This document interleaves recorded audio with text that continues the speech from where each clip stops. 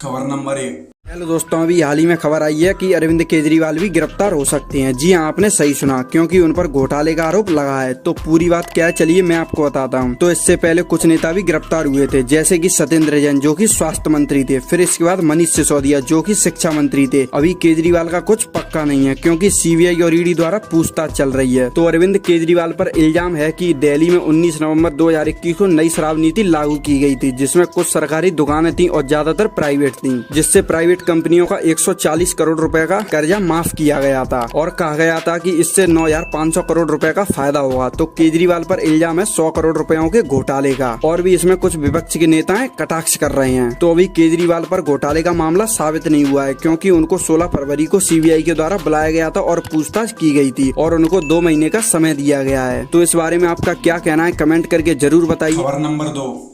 दोस्तों, अभी हाल ही में नरेंद्र मोदी की डिग्री को लेकर बहुत ही ज्यादा बवाल चल रहा है। तो इस डिग्री का पूरा विवाद क्या है, चलिए मैं आपको बताता हूँ। तो ऐसी खबरें जानने के लिए पहले आप चैनल को सब्सक्राइब कीजिए। तो हाल ही में उनकी डिग्री को लेकर विवाद ये है कि कुछ लोग कह रहे हैं कि नरेंद्र मोदी की डिग्री पर जिस वाइस चांसलर के हस्ताक्षर हैं, तो वो वाइस चांसलर पहले ही मर चुके थे हस्ताक्षर करने से पहले। तो इनकी डिग्री पर फिर किसने हस्ताक्षर किए, और फिर इसी के चलते अरविंद केजरीवाल ने कोर्ट में केस दायर कर दिया। तो कोर्ट ने केजरीवाल पर बहुत ही ज्यादा फटकार लगाई और उन पर 25,000 का जुर्माना लगा दिया। तो हम आपको बता दें कि ये डिग्री वाली खबर जो नकली है, ये उन पर झूठा इल्जाम लगाया जा रहा है, क्योंकि जिस कॉलेज से उन्होंने डिग्री पास आउट की है, तो वहाँ के वाइस चांसलर 1981 से लेकर 1987 तक के.एस. शास्त्री ही थे। तो के.एस. शास्त्री ही ने नरेंद्र मोदी की डिग्री पर साइन किए हैं। तो इस बारे में आपका क्या कहना है, कमेंट करके जरूर बताइए। और ऐसी खबरें जानने के लिए चैनल को सब्सक्राइब कीजिए। खबर नंबर 3।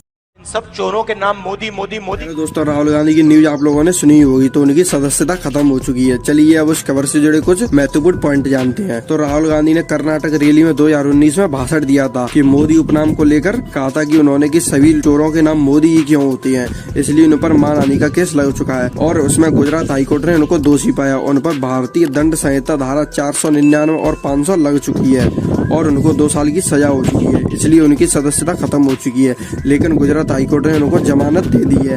अब खबर यह है कि उनको नोटिस पहुंचा है कि उनको सरकारी बंगला खाली करना पड़ेगा। यदि राहुल गांधी की सदस्यता खत्म होती तो 6 साल तक वो संसद में नहीं जा पाएंगे, यानी कि 6 साल और 2 साल यानी कि 8 साल बाद उनकी वापसी होगी। तो इस बारे में आपका क्या कहना है, कमेंट करके जरूर बताइए। डेली न्यूज जानने के लिए लाइक, शेयर एंड सब्सक्राइब।